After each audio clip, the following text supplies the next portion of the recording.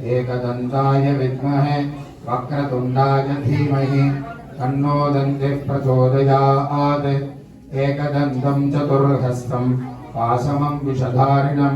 रथं च वरदं हस्तैर्बिभ्राणं मूषकध्वजं रक्तं लम्बोदरं शूर्पकर्णकं रक्तवाससं रक्तगन्धानुलिप्ताङ्गं रक्तपुष्पैः सुपूजितं भक्तानुकम्पिनं देवं जगत्कारणमच्युतम् आविर्भूतं च सृष्ट्यादौ प्रकृतेः पुरुषात्परम् एवं ध्यायति यो नित्यं स योगी योगिनां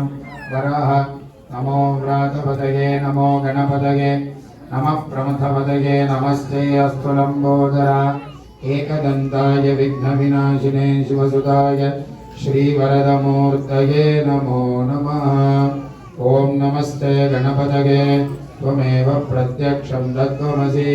त्वमेव केवलं धर्तासि त्वमेव केवलं हर्तासि त्वमेव केवलं हर्तासि त्वमेव सर्वं खल्विदं ब्रह्मासि त्वं साक्षादात्मासि नित्यं ऋतं वच्मि सत्यं वच्मि अवत्वं माम् अववक्तारम् अवश्रोतारम् अवधातारम् अवधातारम् अवानोचानमवशिष्यम् अवपश्चात्ताद् अवपुरस्ताद् अवोत्तरात्ताद् अवदक्षिणात्ताद् अवचोर्ध्वात्ताद् अवाधरात्ताद् सर्वतो मां पाहि पाहि समन्तात्। त्वं वाङ्मयस्त्वं चिन्मयः त्वमानन्दमयस्त्वं ब्रह्ममयः त्वं सच्चिदानन्दाद्वितीयोऽसि त्वं प्रत्यक्षं ब्रह्मासि त्वं ज्ञानमयो विज्ञानमयोऽसि सर्वं जगदिदं त्वत्तो जायते सर्वं जगदिदं त्वत्तः तिष्ठति